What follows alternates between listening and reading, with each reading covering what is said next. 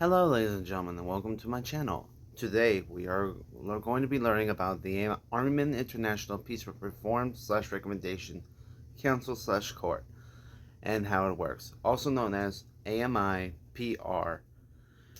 And without further ado, let's get into the breakdown.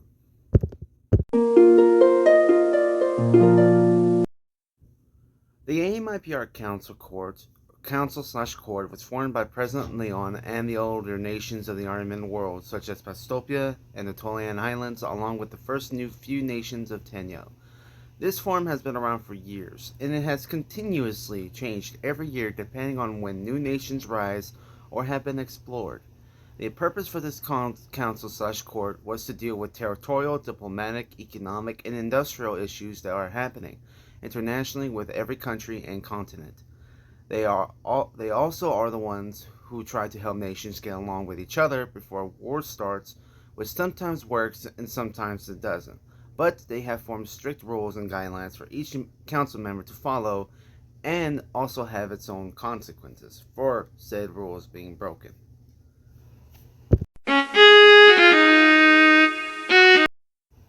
The original document was written and established somewhere within the year 2022. The date and day is undetermined, but this document, as stated from earlier, was originally signed by the older nations after or during the negotiation war with the first three nations of Tenyo.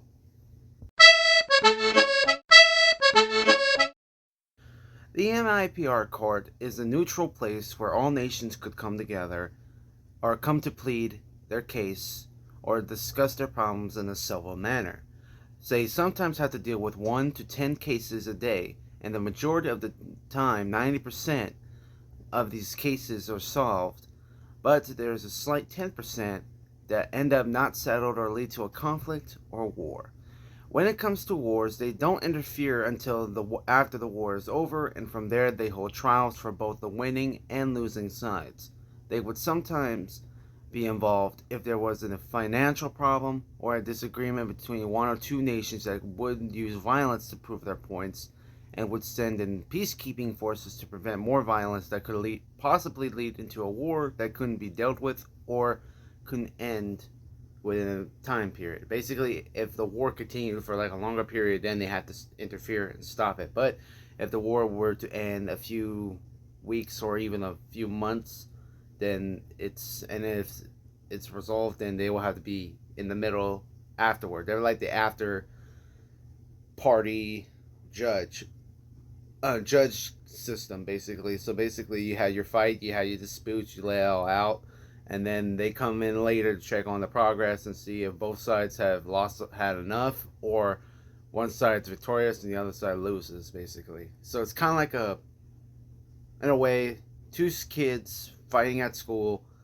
One of them is the bully, one of them is the defender, but the teacher's not there present, so they don't know what's going on, or they know what's going on, but they don't want to interfere because they want to see what would happen if one of the kids would lose. But even though they both lose, one of them is going to get severe punishment while the other one's going to get light punishment or some form of quote unquote reward for that. But it's not really based on that. Let's move on to the next question.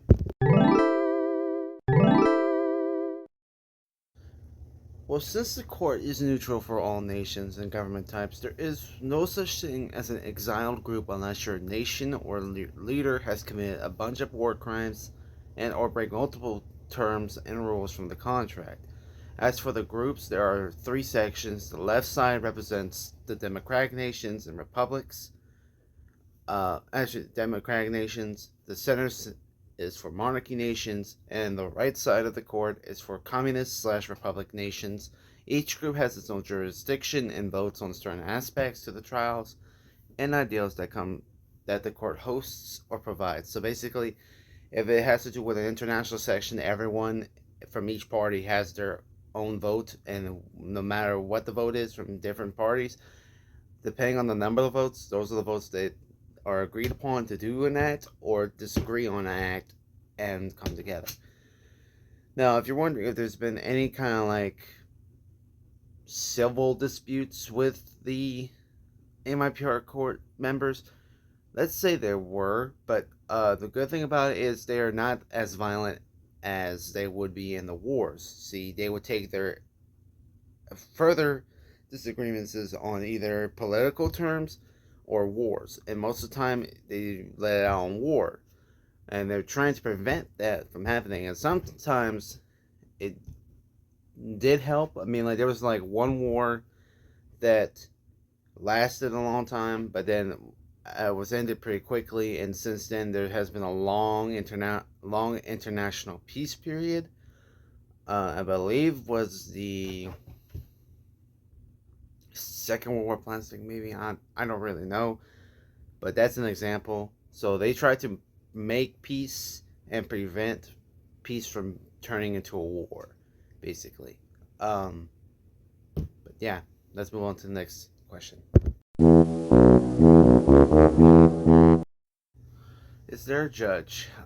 Yes, there is a judge involved in all cases, and a judge must be neutral at all times until he is presented